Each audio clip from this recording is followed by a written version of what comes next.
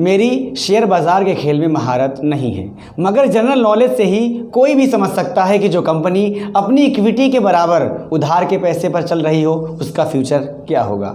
निश्चित रूप से हवा के एक झोंके से ताश के पत्तों की तरह भर भरा कर बिखर जाना है, वही अडानी के साथ हो रहा है। कल खबर आई कि स्विट्ज़रलैंड की क्रेडिट स्विस ने अडानी के सभी बांड को फर्जी करार देते हुए उसे अपने दिए कर्ज वापस करने को कहा है। तो अडानी के कोयला खदान वाले ऑस्ट्रेलिया में अडानी के खिलाफ उनके फर्जीवाड़े की जांच करने का ऐलान किया गया है। दरअसल जब भारत जैसे देश का प्रधानमंत्री खुल्लम खुल्ला एक बिजनेसमैन का पक्ष ले और उसे अपने साथ विदेशी दौरों में साथ ले जाए, विदेशी सरकारों के साथ उस बिजनेसमैन की मीटिंग कराए, विदेशी हेड ऑफ स्टेट के भारत दौरे पर अडानी के साथ उनकी मीटिंग कराए और देश के सबसे बड़े बैंक भारतीय स्टेट बैंक के चेयरमैन के साथ अपने सामने बैठाकर अडानी को 6000 करोड़ कर्ज दिलाने का ऐलान करवाए, तो देश की सभी इकोनॉमिक सिस्टम्स को उस अडानी के सामने झुक जाना ही है। अच्छी तरह से जान लीजिए कि 2014 में जीत के तुरंत बाद ही प्रधानमंत्री नरेंद्र मोदी जी भारतीय स्टेट बैंक की तत्कालीन चेयरमैन अरुंधति भट्टाचार्य और अडानी ऑस्ट्रेलिया के ब्रिस्बेन में एक साथ एक टेबल पर बैठे नजर आए थे और ऑस्ट्रेलिया में खदान हासिल करने के लिए स्टेट बैंक ऑफ इंडिया ने अडानी को 6000 करोड़ रुपए कर्ज देने का ऐलान किया था। बताइए भला, देश के शक्तिशाली और सभी के दिल में बसने वाले प्रधानमंत्री का किसी के सर पर इतना खुल्लम खुल्ला हाथ हो तो वो क्या कमा लेगा, समझा जा सकता है।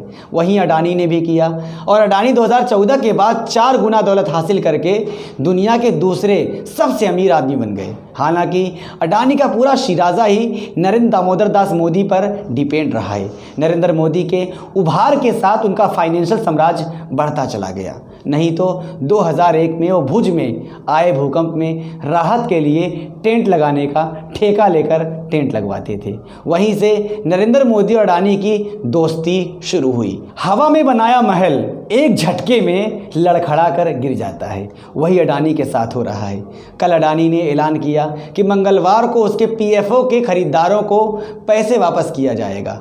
ध्यान दीजिए कि अडानी के फर्जीवाड़े की एक एक सबूत के साथ प्रस्तुत हिंडनबर्ग रिसर्च की अडानी को 85% ओवरवैल्यूड बताती रिपोर्ट इतनी सच्ची है कि इस रिपोर्ट के बाद फॉरेन इन्वेस्टर्स लगातार अडानी की कंपनियों से पैसे निकाल रहे थे और इसी को काउंटर करने के लिए साहब के आदेश से तमाम डोमेस्टिक इन्वेस्टर ने अडानी की कंपनियों में पैसे लगाए और अडानी को संभालने की कोशिश की।